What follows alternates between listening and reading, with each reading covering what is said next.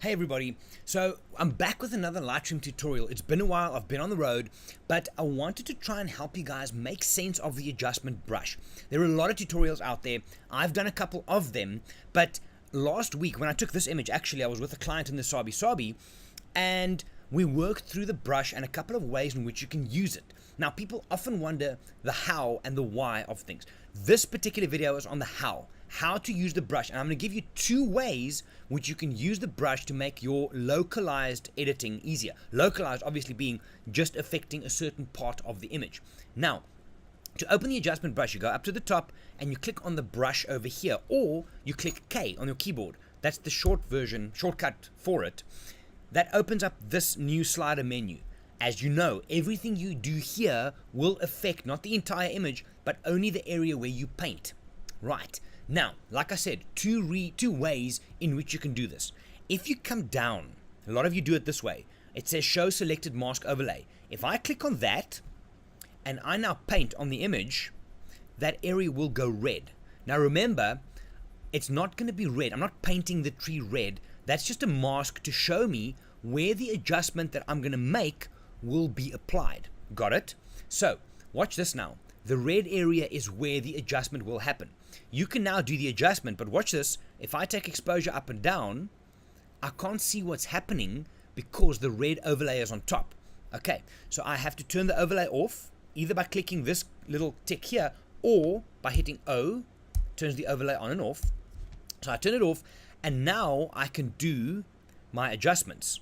So whatever I want to do, for example, to this image, I now know it'll only affect that area where I paint it. Got it? So the overlay, which is down here, shows me where the adjustment is happening. Alright, that's the one way. Let me show you one more time. So I'm now going to create a new brush, right? And I'm going to paint just our leopard. My overlay is on, so the leopard's going to go a little bit red. Okay, I'm just doing quickly for you over here. Get a bit of that face in. There we go. So if I turn my overlay on and off now, on and off, I know my leopard is not red. That's where the adjustment will take place. So to see what I'm doing, I turn my adjustment off by clicking there, and now I can do things to my leopard. Contrast up and down. Let's pick something here. Shadows up and down, just to show you. So it's localized adjustments. That's number one. You paint your area in red. You see where you're going to process. Turn the red off by clicking down here or hitting O on your keyboard while you're in brush mode, and then do the adjustments. The alternative, and this is the way I like to do it. I'm going to delete that.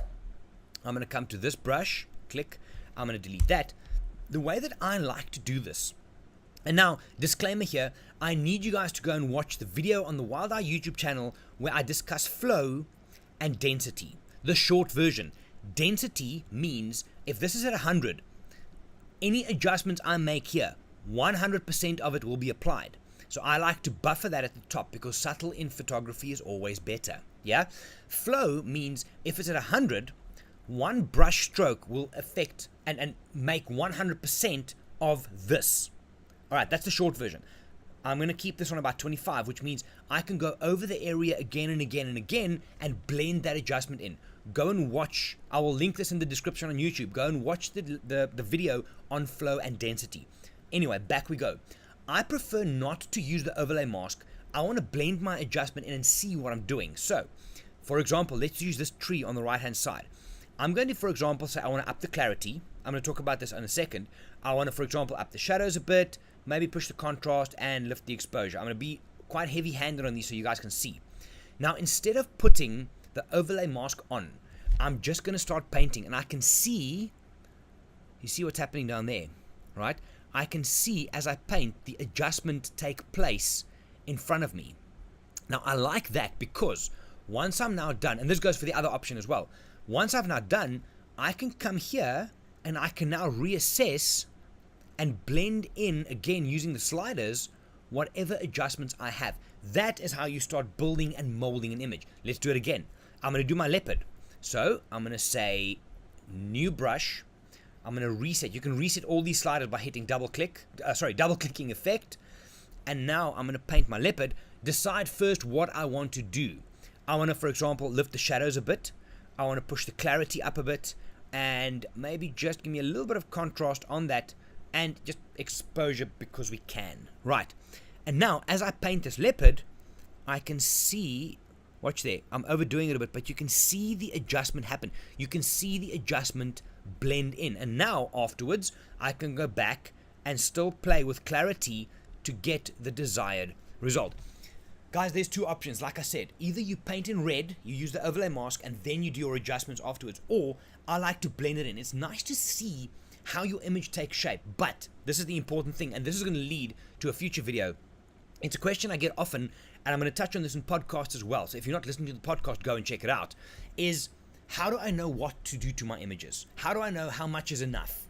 Okay, those two questions. The first one, how do you know what to do?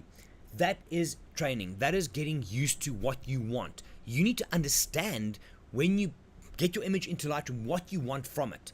Do you want to go black and white? Do you want to go high contrast? Do you want to go high key? Do you want to go natural? And then the important thing is the understanding of these sliders and what they do. The how I can teach you any day of the week on YouTube. The why you have to come and join me for a safari, because one of the things I think that when we're in the field, I work more on the why you want to do something. The how is easy. So the why, check out the podcast. If you have questions on why you should do something, let's just jump back here for a moment. Why would I want to, for example, in this image, darken these trees a bit? Let's do that now. I would, for example, want to push this back a bit. Right, so let's do that. Okay, I'm overdoing it for effect. I'm also wanting to do, let's just do this tree behind her as well. Make that a little bit darker. Right. I'm being crude here just from a time point of view. That's a bit darker. Right, so now I've got one brush that's affecting, I'll show you, both the trees, yeah? And I've got another brush, if I click on my leopard, over here, that is just affecting her. Right, makes sense. So, now, if I look at what that has done, look at the image, you can then turn your brush adjustments off by coming down here. Watch that. Off, on. Do you see how your visual energy is pulled towards the subject? Yeah? That's without the brushes. That's with the brushes. All right. So your why normally has to do with what do you want to show your viewer? And use your brushes to do that. What do you want to show them? Use the brushes to do that. And that's the why. This is the how. I can teach you the why. It's easier in the field. Anyway, I hope that helps. That's two ways to use the adjustment brush. Either use the mask, then do your adjustments, or don't use the mask and blend those adjustments in so you can see as your image develops. I like option 2. If you guys have any questions, give me a shout. More of these videos coming up now. I'm kind of back in the office for a couple of weeks, and I'll try and get as many out as I can. Anyway, thanks for watching, guys. I hope that helps. Happy Lightrooming. My name is Jerry. I'm from Wild Eye. I'll see you guys next time.